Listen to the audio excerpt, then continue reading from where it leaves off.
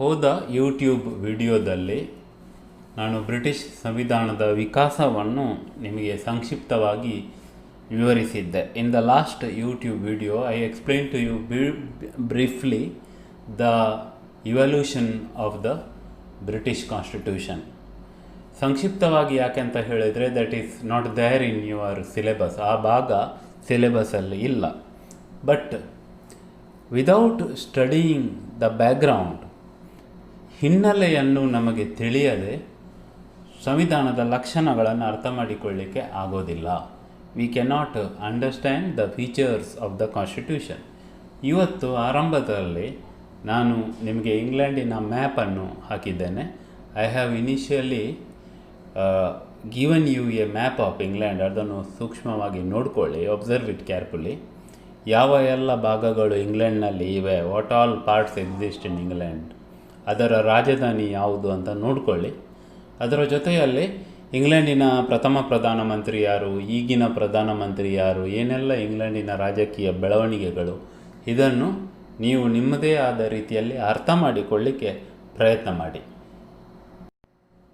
ಇವತ್ತು ಮೊದಲಿಗೆ ಬ್ರಿಟಿಷ್ ಸಂವಿಧಾನದ ಲಕ್ಷಣಗಳನ್ನು ನಾವು ಅರ್ಥ ಮಾಡಿಕೊಳ್ಳುವ. We shall try to understand the features of the British constitution. ಅದಕ್ಕೆ ಮುಖ್ಯ ಪ್ರಶ್ನೆ, the important question for it, ಸಂವಿಧಾನದ ಲಕ್ಷಣಗಳನ್ನು ನಾವು ಯಾಕೆ ಅಧ್ಯಯನ ಮಾಡಬೇಕು?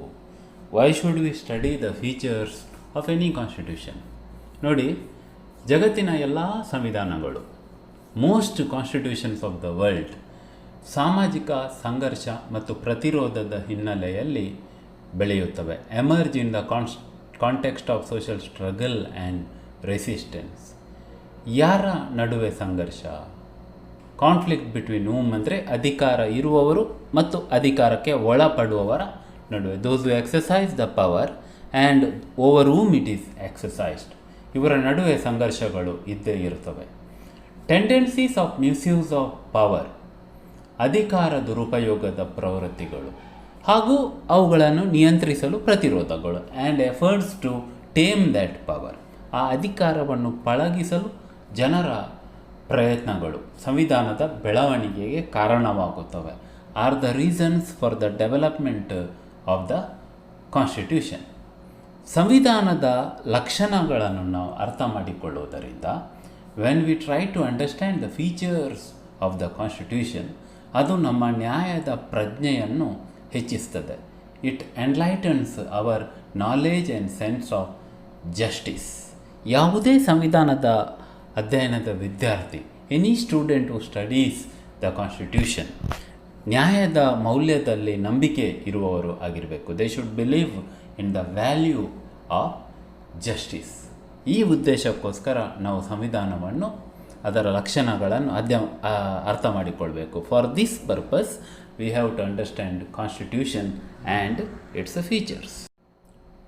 ಸಂವಿಧಾನದ ಲಕ್ಷಣಗಳನ್ನು ಅಧ್ಯಯನ ಮಾಡಲಿಕ್ಕೆ ಮುಂದಿನ ಕಾರಣಗಳು, further reasons to understand the features of the constitution R, ಸಂವಿಧಾನದ ಸರಿಯಾದ ಅರಿವನ್ನು ಪಡೆಯಲು, to get the proper understanding of the constitution we have to study its features. ಅದರ ಲಕ್ಷಣಗಳನ್ನು ಅಧ್ಯಯನ ಮಾಡಬೇಕಾಗುತ್ತದೆ. ಯಾವ ತೆರನಾದ ರಾಜಕೀಯ ವ್ಯವಸ್ಥೆಯನ್ನು ಸಂವಿಧಾನ ಒಳಗೊಳ್ಳುತ್ತದೆ? What sort of constitutional system a nation has ಎನ್ನುವ ಅರಿವು ನಮಗೆ ಇದ್ದಾಗ, ದಿಸ್ ಕೈಂಡ್ ಆಫ್ ಅಂಡರ್ಸ್ಟ್ಯಾಂಡಿಂಗ್ ನಮಗೆ ಸಂವಿಧಾನವನ್ನು ಇತರ ಸಂವಿಧಾನಗಳ ಜೊತೆ ಹೋಲಿಸಲು ಸಹಾಯ ಮಾಡುತ್ತದೆ. Help us to compare it with other constitutions of the world. ಅದೇ ರೀತಿ ಇಂಗ್ಲೆಂಡಿನ ಸಂವಿಧಾನವನ್ನು ನಾವು ಯಾಕೆ ಅಧ್ಯಯನ ಮಾಡಬೇಕಂದ್ರೆ, we have to study particularly the constitution of England because ಅದು ಜಗತ್ತಿನ ಪುರಾತನ ಸಂವಿಧಾನ ಎಂದು ಪರಿಗಣಿಸಲ್ಪಡುತ್ತದೆ. It is considered as the oldest constitution of the world. ಅದರ ಆರಂಭ ಹೇಗಾಯಿತು? How did it begin? ಯಾವ ಸಾಮಾಜಿಕ ಸಂದರ್ಭಗಳಲ್ಲಿ ಅದು ಬೆಳೆಯುತ್ತದೆ?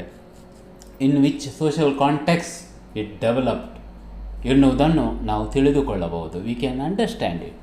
ಮತ್ತು ಈ ಹಿನ್ನೆಲೆಯಲ್ಲಿ, ಇನ್ ದಿಸ್ ಬ್ಯಾಕ್ಗ್ರೌಂಡ್, ನಾವು ಅಧಿಕಾರ ಚಲಾಯಿಸುವವರು ಮತ್ತು ಅಧಿಕಾರ ಚಲಾಯಿಸಲ್ಪಡುವವರ ನಡುವಿನ ಸಂಬಂಧಗಳನ್ನು ಅರ್ಥ ಮಾಡಿಕೊಳ್ಬಹುದು. In this background we can study the relationship between those who exercise the power and over whom the power is exercise. ಇಷ್ಟು ಕಾರಣಗಳು ಸಂವಿಧಾನವನ್ನು ಅದರ ಲಕ್ಷಣಗಳನ್ನು ಅರ್ಥ ಮಾಡಿಕೊಳ್ಳಿಕ್ಕೆ ಸಮರ್ಥನೆಗಳು are the justification to study the features of constitution.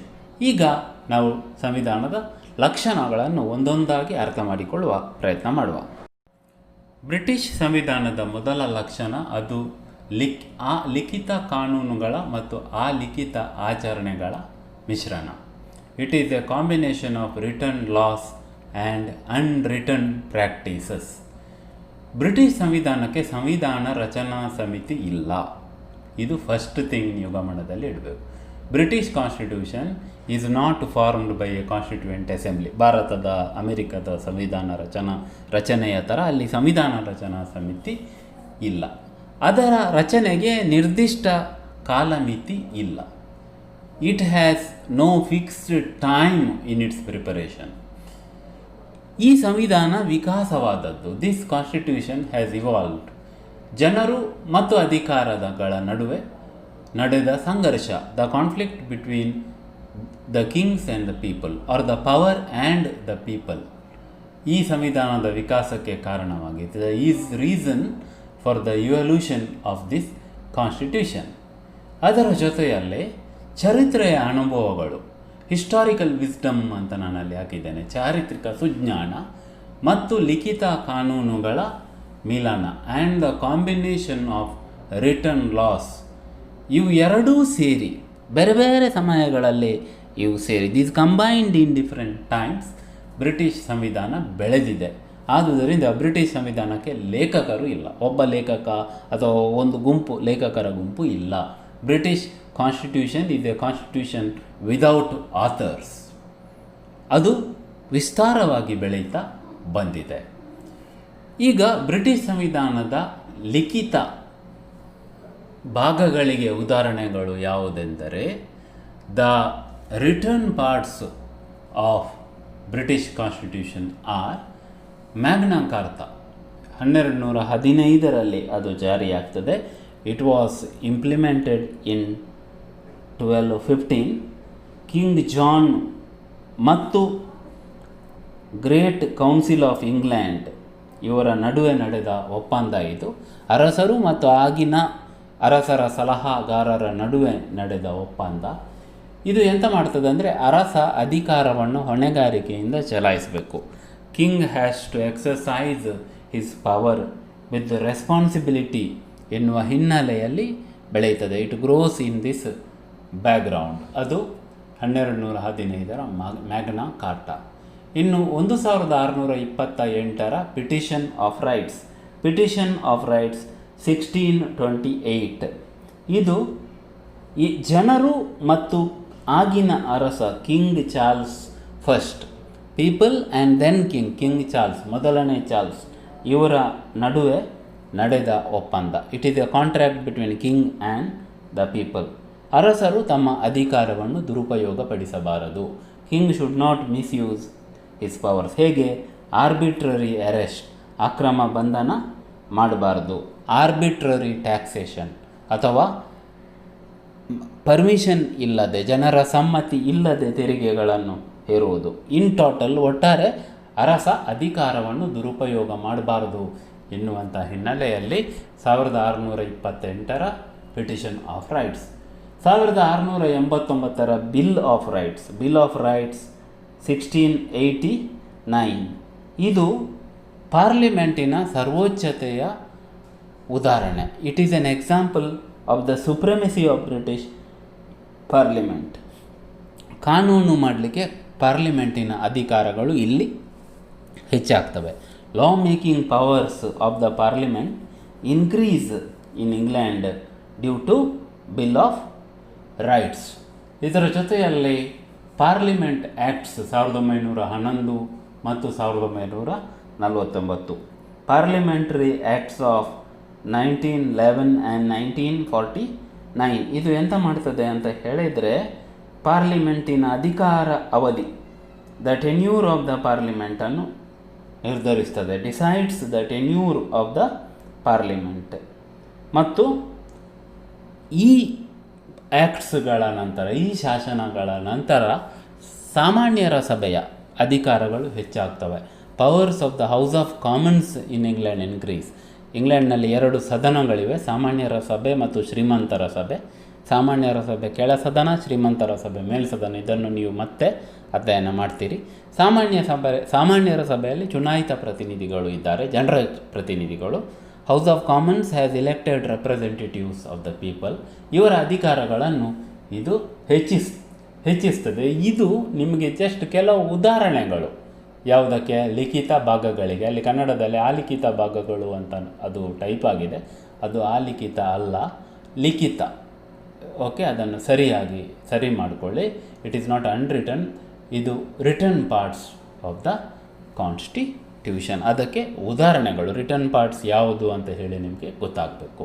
ಇನ್ನು ಅನ್ರಿಟನ್ ಪಾರ್ಟ್ಸ್, ಆಲಿಖಿತ ಭಾಗಗಳು ಸಂಪ್ರದಾಯಗಳಾಗಿ ಬೆಳೆದು ಬಂದ ಭಾಗಗಳು.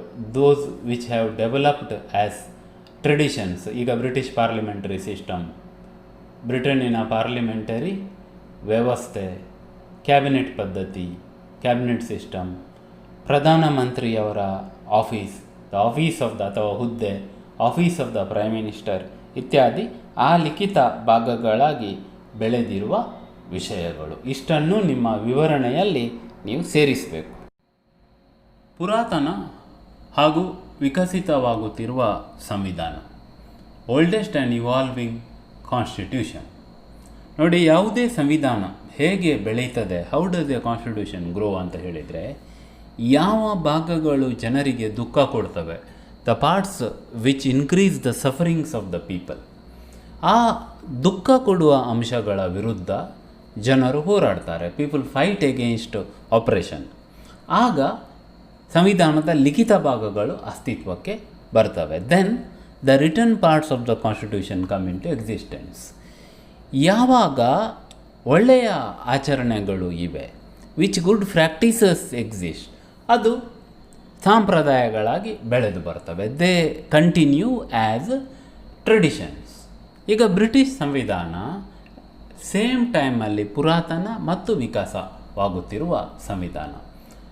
ವಿಕಾಸ ಹೇಗಾಗ್ತದೆ ಅಂತ ಹೇಳಿದರೆ ನೋಡಿ, ಕ್ರಿಸ್ತಶಕ 410ರಿಂದ 1066, ಸುಮಾರು 600 ವರ್ಷಗಳು, around 600 years, from 410 to 1066 AD. ಅದು ಇಂಗ್ಲೆಂಡಿನ ಪ್ರಥಮ ರಾಜಮನೆತನ ಅಂತ ಹೇಳಿ ಗುರುತಿಸಲ್ಪಡುವ ಅವಧಿ. The first monarchy existed during that time, Anglo Saxon ಅವಧಿ.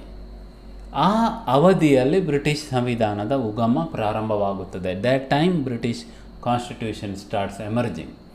ಅಲ್ಲಿಂದ ಪುರಾತನ ಮತ್ತು ನವೀನತೆಗಳು ಆಯ್ಕೆಯಾಗ್ತಾ ಹೋಗ್ತವೆ. It is a mixture of tradition and novelties. ಅಲ್ಲಿ ಕನ್ನಡದಲ್ಲಿ ಪುರಾತನ ಮತ್ತು ನವೀನತೆಗಳು ಐಕ್ಯವಾಗುತ್ತಿರುವ ಸಂವಿಧಾನ ಅಂತ ಆಗಬೇಕು. ಸಂವಿಧಾನ ಎನ್ನುವಂಥ ಶಬ್ದ ಅಲ್ಲಿ ಬಿಟ್ಟೋಗಿದೆ, ಸೇರಿಸ್ಕೊಳ್ಬೇಕು ನೀವು. It is a mixture of traditions and novelties. ಪುರಾತನ ಕಾಲದಿಂದ ಅಧಿಕಾರ ಸಬಲರು ಮತ್ತು ಅಧಿಕಾರ ದುರ್ಬಲರ ನಡುವೆ ಸಂಘರ್ಷಗಳು ಇದಕ್ಕೆ ಹಿನ್ನೆಲೆ. Power struggle between the power abled groups and power disabled groups. ಇದು ಏನಾಗ್ತದೆ, ವಿವಿಧ ಶಾಸನಗಳ ರಚನೆಗೆ ಕಾರಣವಾಗುತ್ತವೆ. Lead to different formations of laws. ಅದರ ಜೊತೆಯಲ್ಲಿ ವಿಕಸಿತ ಯಾಕೆ ಅಂತ ಹೇಳಿದರೆ, ಬದಲಾಗುತ್ತಿರುವ ಸನ್ನಿವೇಶಗಳಿಗೆ ಹೊಂದಿಕೊಳ್ಳಲು. It evolves because it needs to adjust itself to the changing times. ನೋಡಿ, ಫೆಬ್ರವರಿ 1, 2020ರಲ್ಲಿ, ಆನ್ ಫೆಬ್ರವರಿ 1, 2020 ಬ್ರೆಕ್ಸಿಟ್ ಅಂತ ಹೇಳಿ ಒಂದು ಬೆಳವಣಿಗೆ ಆಗುತ್ತದೆ. There is a difference called development called Brexit. Britain exist ಅಂತ ಅದರ ಫುಲ್ ಫಾರ್ಮ್. ಬ್ರಿಟನ್ ಎಕ್ಸಿಸ್ಟ್ ಅಂದರೆ ಹೊರ ಹೋಗೋದು. ಎಲ್ಲಿಂದ ಹೊರ ಹೋಗೋದು ಅಂದರೆ ಯುರೋಪಿಯನ್ ಯೂನಿಯನ್ ಒಕ್ಕೂಟ ಅಂತ ಒಂದಿರ್ತದೆ, ಯುರೋಪಿಯನ್ ಯೂನಿಯನ್. ಅದು ಇಂಗ್ಲೆಂಡಿನಲ್ಲಿ ಒಳಿತ ಕೆಡುಕ ಅಂತ ಹೇಳಿ ಚರ್ಚೆಗಳಿಗೆ ಕಾರಣವಾಗುತ್ತದೆ. It leads to lot of debate in England whether Britain should be part of it or not. England European ಯೂನಿಯನ್ನ ಭಾಗವಾಗಿರಬೇಕಾ ಬೇಡವಾ ಅಂತ ಹೇಳಿ ಆ ಸಂಘರ್ಷಗಳ ಹಿನ್ನೆಲೆಯಲ್ಲಿ ಇನ್ ದ್ಯಾಟ್ ಬ್ಯಾಕ್ಗ್ರೌಂಡ್ ಬ್ರೆಕ್ಸಿಟ್ ಅಸ್ತಿತ್ವಕ್ಕೆ ಬರ್ತದೆ. 2020ಯಲ್ಲಿ Brexit comes in to existence. ಅದು ಅದರ ಬದಲಾವಣೆಗೆ ಸಾಕ್ಷಿ. It is an example for its evolution, novelty. ಹೇಗೆ ಹೊಸತನಗಳಿಗೆ ಅಲ್ಲಿ ಅದು ತೆರೆದುಕೊಳ್ತದೆ. How it opens to the new formations ಅಂತ ಹೇಳಿ. ಸೊ ಇದು ಸೆಕೆಂಡ್ ಪಾಯಿಂಟ್. ಸೊ 2 ಅಂಶಗಳು, ಪುರಾತನ ಸಂವಿಧಾನ, ವಿಕಸಿತ ಸಂವಿಧಾನ. ಇಷ್ಟನ್ನು ಈ ಯೂಟ್ಯೂಬ್ ಲಿಂಕಲ್ಲಿ ನಾನು ನಿಮಗೆ ವಿವರಿಸ್ತೇನೆ. ಮುಂದಿನ ಭಾಗದಲ್ಲಿ ಉಳಿದ ಪಾಯಿಂಟ್ಸನ್ನು ನಾನು ವಿವರಿಸುವ ಪ್ರಯತ್ನವನ್ನು ಮಾಡ್ತೇನೆ.